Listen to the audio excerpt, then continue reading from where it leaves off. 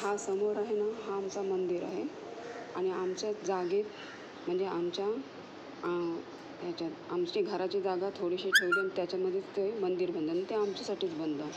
पण इथे काही लोक आहेत ना असे, ते येतात. कशासाठी येतात तर मारण्यासाठी येतात. बहाणा घेऊन येतात फक्त पाया पडायला. आणि काय करतात, जरासं त्यांना बोललं की मारण्याचा हे करतात, प्लॅन करतात आणि त्या दिवशी येतात मग मारतात. आणि मग पाहिजे तसा आरोप लोटतात आणि मग पोलीस स्टेशनला जातात आणि मग केस वगैरे लावतात. पोलिसांना पैसा दाबून केसही लावतात आणि मग वरून दुसरून मंत्र्यांची कंप्लेंट आणतात ही लोकं. आणि तो दुसरून हे करायला म्हणजे आम्हाला किती प्रकारे त्रास देतात बघा. तर हे कुठंतरी थांबलं पाहिजे. ह्याच्याकरता मी हा व्हिडिओ करते. तर ह्यांचा पूर्ण हा भागच थांबायला पाहिजे. अजिबात यांना इथंशी आसरा नाही. यांना इथं पूर्ण कायमची बंदी आणणार, मी ठेवणारच नाही. मी पुढे पाऊल उचलून टाकेल. कारण इथेशी सगळेजण आहेत ना त्रास द्यायला, हे त्रासच देणार, मुद्दामहून त्रास देतात. कारण जेव्हा माझे वडील होते तेव्हा ह्यांना सरळ हाकलायचे पूर्ण घराच्या बाहेर, अंगणाच्या बाहेरच हाकलायचे. तेव्हा एकाचा कोणाचा आवाज नव्हता चढायचा. माझा भाऊसुद्धा हाकलायचा डायरेक्ट. तो पण ह्यांचा कोणाचा हे नाही. आता कसा मोठा माणूस कोणच नाही म्हणून हे पोरांना त्रास द्यायला येतात. आणि पोरांवर ह्याही कंप्लेंट वगैरे केलेली आहे आणि पोरांना 7 दिवसाची कचेरी पण झालेली आहे. त्याच्याकरता ह्याही जाणूनबुजून तसं केलेले आहे आणि ही लोकं जाणूनबुजून त्रास देतात आणि ह्याच्यापुढं द्यायला नको त्रास. म्हणून आम्ही ह्याची काही ना काहीतरी आम्ही कारवाई करणार. आम्ही केल्याशिवाय ठेवणार नाही. आम्ही पुढे मोठा पाऊल उचलणार म्हणजे उचलणार, एवढा काही समजायचा. आणि हा मला ना सगळ्यांनी म्हणजे कमेंट्स द्या की आमचा स्वतःचा असून सगळं आमचा आतमध्ये सगळं आमचं स्वतःचं आहे. सगळं आम्ही देवस्थान आणलेलं आहे. कोणाचा इथं हक्क नाही. कोणी इथेशी पैसा दिलेला नाही आणि हा आमचं इन्कमसाठी नाही. हा आमच्यासाठी हा मंदिर आहे आणि आमच्या अंगणात आहे ना, आमच्या जागेत आहे. आणि बघा मी बोलते कुठून, हा माझा घर आहे आणि हे तुळशीचं आता आम्ही समजा तुळस बांधली आणि हा आमच्या किती फुटावर आहे तर 2-3 फुट 4 फुट 5 फुटावर आहे मंदिर. तर हे आमचं सगळं घराचं आहे.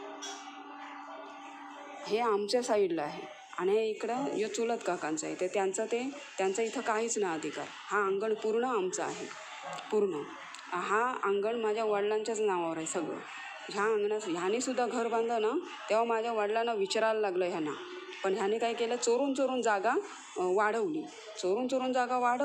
त्याच्यामुळं काय झालं, ह्यांचं वर्षातूनच त्यांची जी बांधणारी बाई होती ती वर्षातूनच हे केली. म्हणजे वर्षभर ती आजारी होती ह्याच्यामध्ये, खोटीत पडलेली वर्षभर.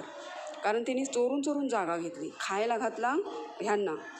कोणाला तर जे बांधकाम करतात ना, गवंडी असतात ना, गवंडी त्यांना खायला घालून त्यांना जागा वाढवायला सांगितली. आणि हे सगळं ही पायरी पण आमच्या जागेत आहे. त्याच्यामुळं हे सगळं निघणारच. इथं पण मी चौकशी करणार.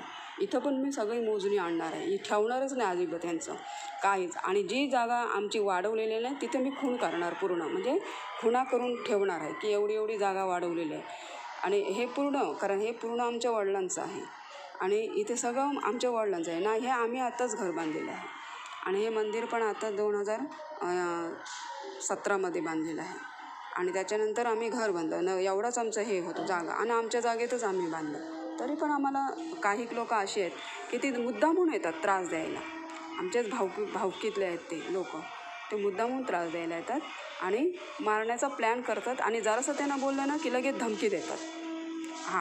ताबडतोब धमकी देतात. आणि धमकी मग दुसरं म्हणजे ते काय करतात, जरासं बोललं की दुसऱ्या भावाला तो सांगतो. तो डायरेक्ट येतो, दुसऱ्याला येतो घेऊन, तो डबल त्रास देणार. आणि नंतर मग डबल मुद्दामून घंटा वाजवणार, मुद्दामून जोरात बोलणार. असे हे करतात.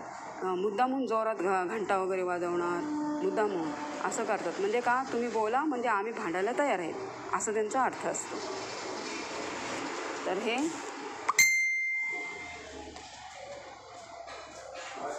काय नाही, हा आमच्या काकांचा बोर्ग आहे. दुसरा हे चांगले आहेत. हे कधी त्रास नाही देणार अजिबात. तर हे जाणूनबुजून त्रास देतात. म्हणून हे कुठे ना कुठेतरी थांबलं पाहिजे ना. मी तशी पूर्ण ह्याच्या पद्धतीने हे आणणार आहे आणि हे सगळं कायमस्वरूपी बंद करणार. मी ठेवणार पण नाही अजिबात. आम्हाला त्रास नको आहे कोणाचा पण. आमचा असून जर आम्हाला बोलता येत नाही, आमचं जागा असून आमची बांधकाम, आमच्या बांधकामामध्ये कोणाचा 1 रुपया पण नाही. सगळा माझ्या भावाने खर्च केला. हे सगळं माझ्या वडिलांचं आहे. सगळं माझ्या भावाने सगळं आणलं आणि सगळं भावाच्या मुलांनी सगळं केलेलं आहे. माझ्या सख्ख्या भावाच्या मुलांनी. आम्ही एकत्रच राहतो. ते सगळं आमचंच आहे. पण हे भावाच्या मुलाला त्रास देतात भरपूर. जाणून बुजून त्रास देतात. मग जाणून बुजून त्रास दिला तर ह्यांचा कायमचं मी हे करून बंद करणार आहे. कायमचं बंद करणार. मी ठेवणारच नाही अजिबात. आणि हे कुठेतरी थांबलंच पाहिजे. बिलकुल थांबलं पाहिजे. कारण हे लोक कशी ते आत्ताच नाही त्रास देत. हे पूर्वीपासून वडिलांना पण त्रास द्यायला. पण वडील माझे कसे स्ट्रॉंग होते. असे हे करायचे नाही तर हुडकवून लावायचे. तेव्हा वडिलांना कोणी हे करायला यायचं नाही. उलट बोलायला यायचे नाही. माझा भाऊ पण डायरेक्टली बोलायचा. इथे कोणाचा हक्क नाही, अधिकार नाही. मग माझा भाऊसुद्धा बोलायचा ना, तेव्हा कोणी असा त्रास द्यायला यायचा नाही बिलकुल. परत यायचं नाही. पण माझा भाऊ 2020मध्ये एक्सपायर झाला ना, त्याचा फायदा घेऊन ही लोकं लगेच त्रास द्यायला येतात. आणि ताबडतोब 1 वर्षाने आम्हाला हे करायची सुरुवात झाली. मारामारीवर सगळी आली आणि मारामारी केली. तेही पूर्ण मारहाण करून पण आमच्यावर तेही गुन्हा दाखल केला. बघा कसा, म्हणजे उलटा, म्हणजे सगळं आमचं असताना पण आमच्यावर तेही गुन्हा दाखल केला. म्हणून ह्या लोकांना मी कायमस्वरूपी बंद करणार आहे. सगळ्यांनाच. इथं कोणाला ठेवणार नाही अजिबात. बिलकुल नाही, म्हणजे बिलकुल नाही. तुम्ही बघा यांचं कसं काय होणार ते नंतर पुढं. हे जे जाणूनबुजून जर त्रास दिला तर आम्हाला, तर ह्यांचा पूर्ण बंदोबस्त करणार आहे. एकाला पण इथं ठेवणार नाही, आसरा करून देणार नाही. एवढं मी हे करणार आहे. कारण आमचं असताना आम्हाला जर बोलायचा अधिकार नाही. हे आमच्यासाठी बांधलेलं आहे, आमच्या ऊर्जेसाठी बांधलेलं आहे. मग तुम्ही बोलते ना त्रास देता ना, तर तुमच्या जागेत तुम्ही बांधा. तुमच्या जागेत जेवढा काय घंटा वाजवतो तर तेवढं वाजवायचं ना. आमच्या जागेत कशाला यायचं. त्याच्यामुळं हे आम्ही बंद करणार, म्हणजे बंद करणार. पुढे पाऊल उचलणार. पुढे पाऊल उचलल्याशिवाय मी गप्प नाही बसणार. तर ह्याच्यासाठी मी माझं काय, जर माझी चुकी काहीच नाही. कारण काय, हे सगळं आमचं असताना बघा, आपण आपलं स्वतःचं असताना आपलं सगळं स्वतःचा खर्च, स्वतःच्या पैशाने देव आणायचे, स्वतःच्या पैशाने सगळं काही करायचं, स्वतःच्या पैशाने मंदिर बांधायचं. मग इथं कोणाचा अधिकार आहे काय सांगा. कोणाचाच नाही अधिकार.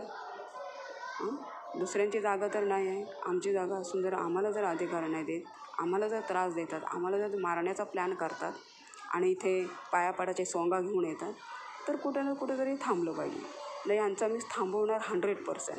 मी सोडणार नाही बिलकुल. चला, जय हिंद, जय महाराष्ट्र, जय तुळजाभवानी.